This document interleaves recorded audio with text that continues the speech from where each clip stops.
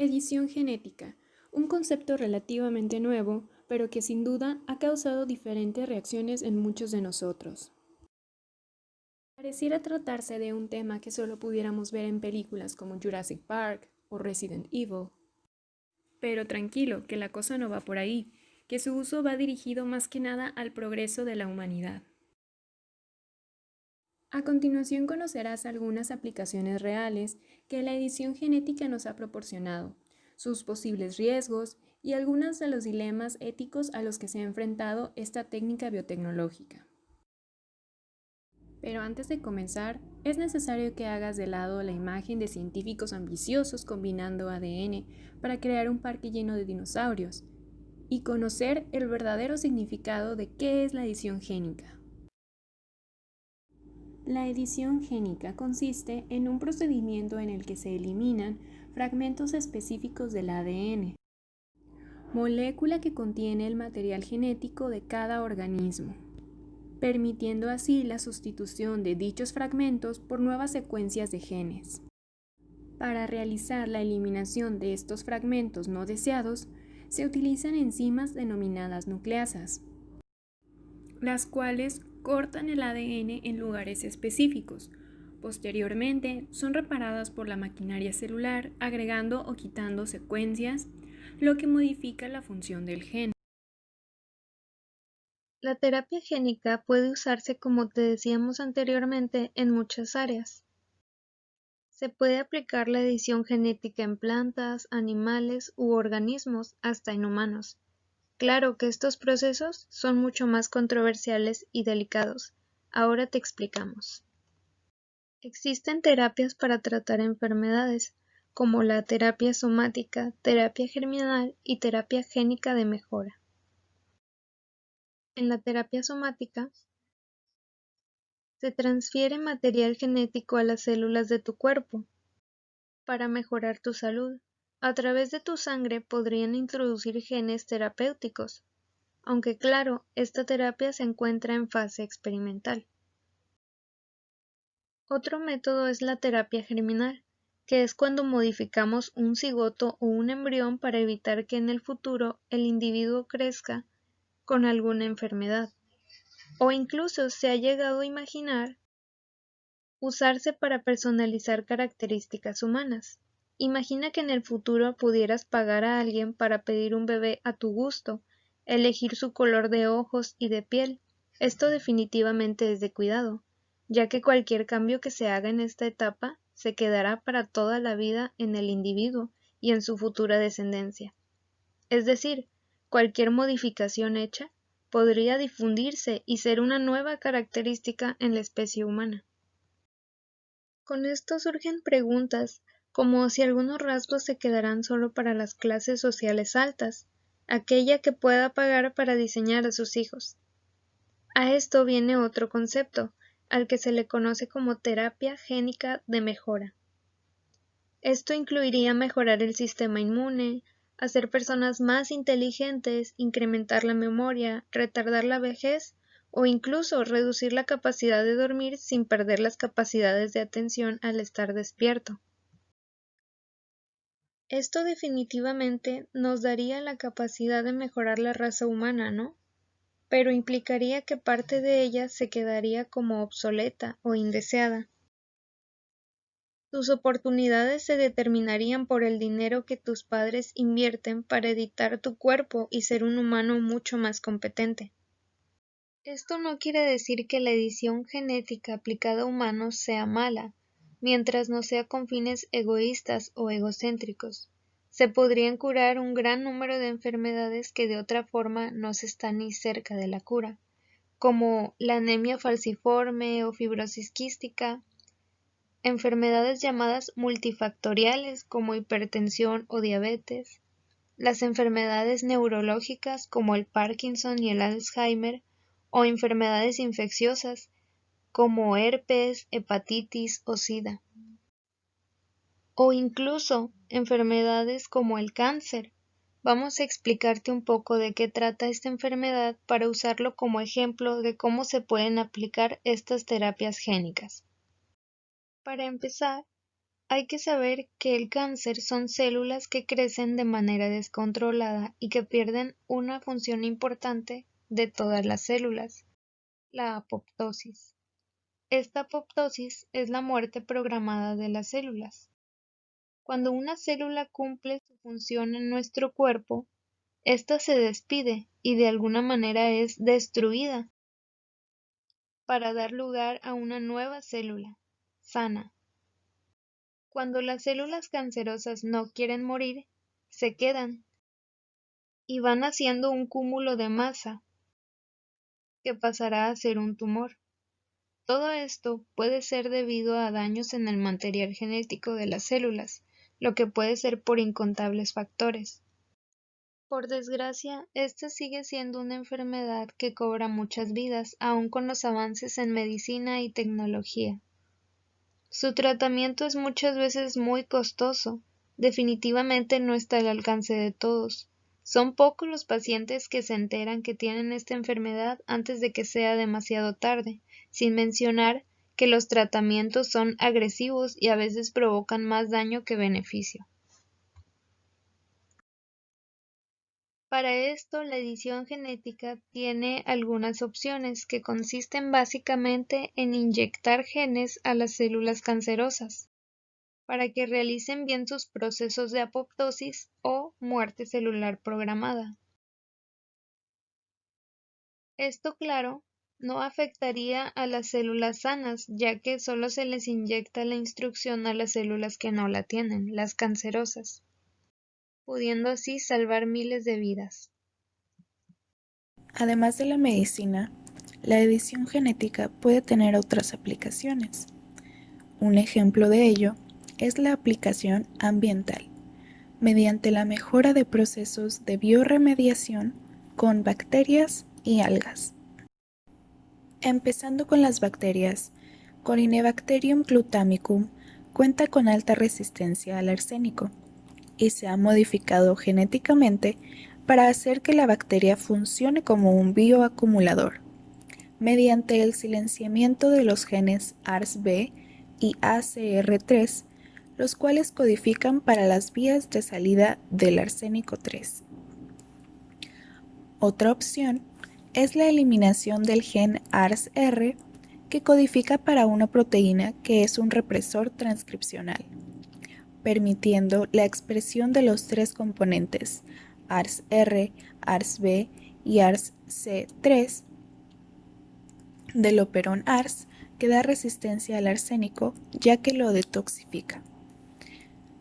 Estas modificaciones demuestran que es posible transformar genéticamente una bacteria y hacerla tolerante a altas concentraciones de arsénico, y por lo tanto una posible opción de biorremediación. Pasando con las algas, estas pueden utilizarse en el tratamiento de aguas de desecho domésticas, agrícolas o industriales. Miembros del fitoplancton marino pueden asimilar y acumular varios hidrocarburos clorados y disminuir su concentración en el medio. Mientras en ríos, las células de las algas vivas pueden absorber significativamente bifenilos policlorados disueltos. Debido a que la remoción de metales pesados es realizada con una alta selectividad, se ha sugerido que los procesos de ficorremediación se pueden adecuar a un tipo específico de contaminantes y a través de la ingeniería genética aumentar los límites de asimilación y la especificidad de las especies algales. La ingeniería genética también podría ser utilizada para producir una nueva generación de algas con una capacidad mejorada de biorremediación sobre contaminantes orgánicos del agua, como PCBs, PAHs y varios compuestos tóxicos. Por si fuera poco, la edición genética también tiene aplicaciones en el área de alimentos.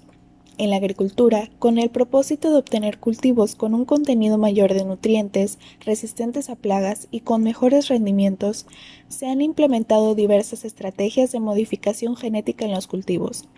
Por medio de métodos como la microbalística o transformación por agrobacterium, permiten modificar la genética de un organismo al añadir genes provenientes de otro. Cientos de estudios han descrito experimentos de edición génica en decenas de especies de producción y los resultados han sido espectaculares. Por ejemplo, ¿sabías que pronto estarán en el mercado unos champiñones que no ennegrecen al cortarlos? Una apasionante perspectiva de la edición génica es la posibilidad de recuperar la diversidad genética de las especies silvestres, perdida tras siglos de selección.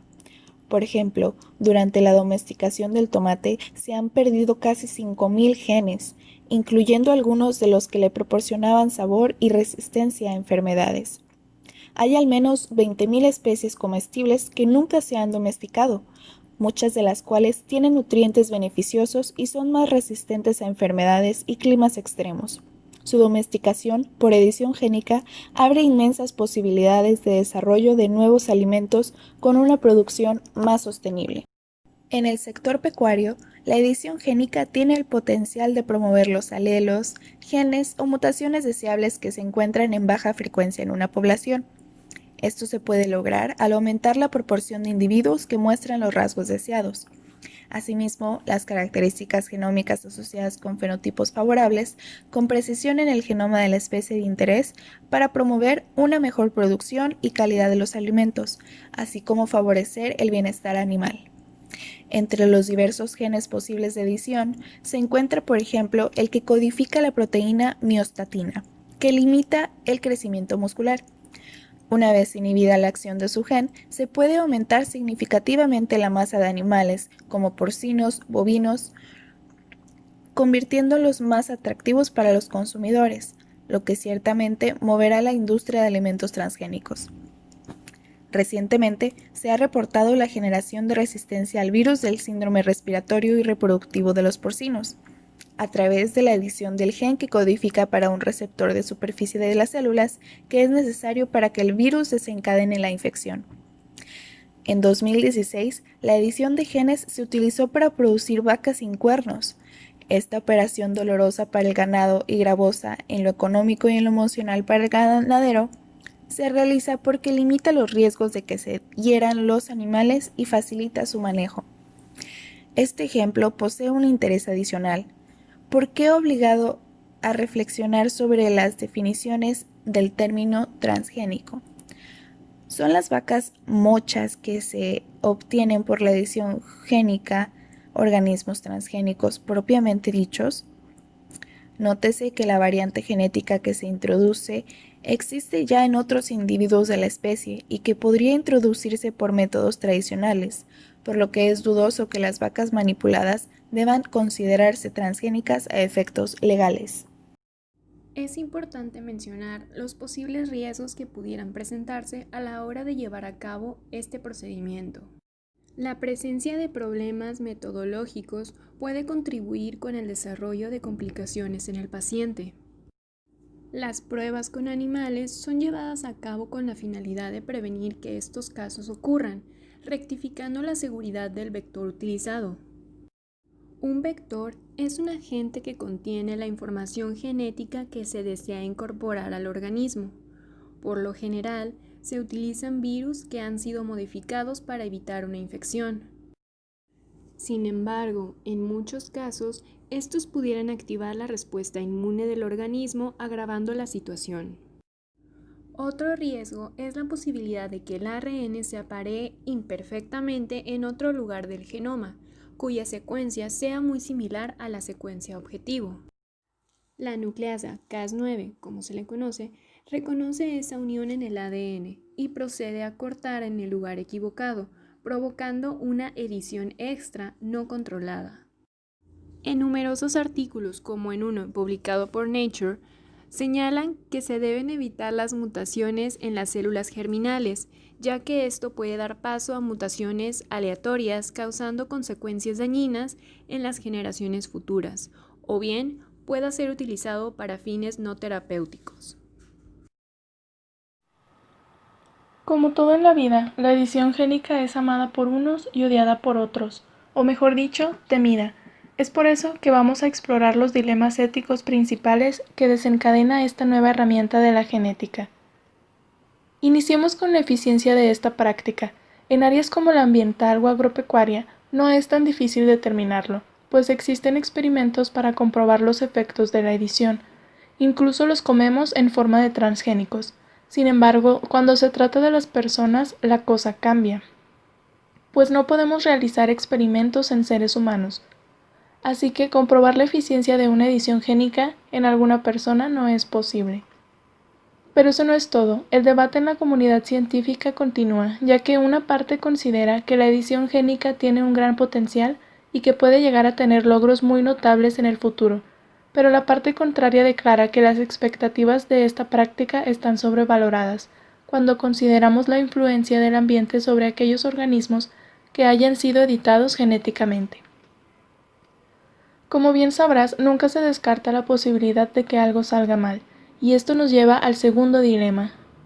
Obviamente los científicos que trabajan para hacer posible esta idea de editar genéticamente a las personas, lo hacen siempre pensando todos los riesgos posibles que desencadenaría esta práctica, pero la pregunta es, ¿cómo predecimos exactamente las posibles consecuencias a futuro?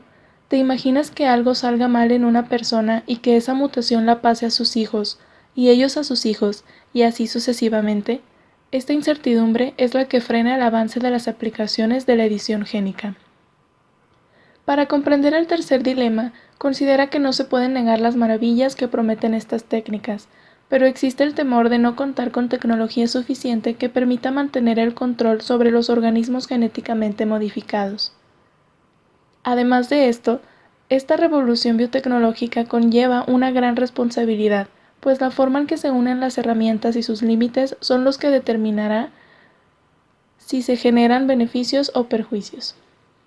Ahora vamos a hablar de biodiversidad, nuestro cuarto dilema. La biodiversidad consiste en la diversidad de especies dentro de un ecosistema.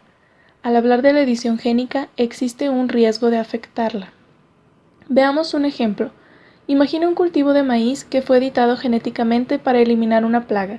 Digamos que es el gusano cogollero del maíz. Al eliminar el gusano se elimina una fuente de alimento para otro organismo, afectando así la cadena alimenticia. Implementar la edición genética, sobre todo en humanos, implicaría grandes costos. Ahora considera qué pasaría si no todos tienen acceso a estas tecnologías. Imaginemos a dos familias que viven en el mismo vecindario. Esta familia tiene una hija natural que llamaremos Susie, mientras que la otra familia tiene una hija genéticamente modificada, es decir, fue diseñada para tener atributos y habilidades específicos elegidos por sus padres y se los brindaron al editar su ADN, y a ella la vamos a llamar Jenny. Susie y Jenny son mejores amigas, y un día son separadas porque Jenny debe irse a una escuela especial para explotar su potencial.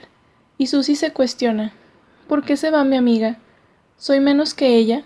¿Soy menos querida?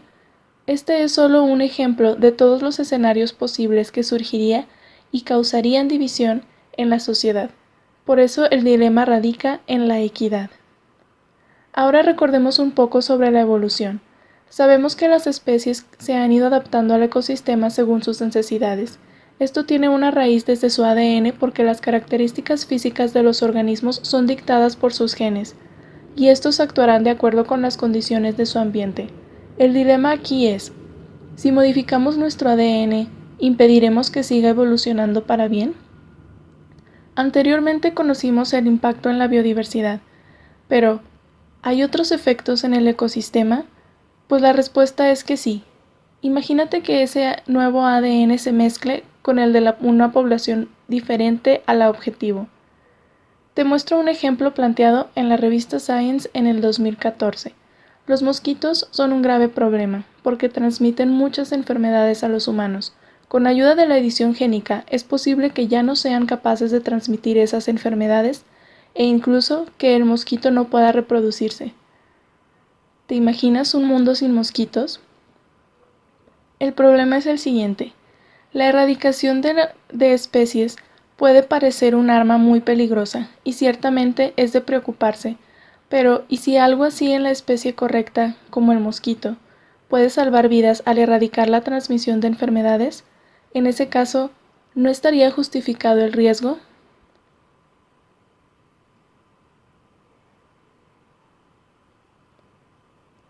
¿Qué opinas?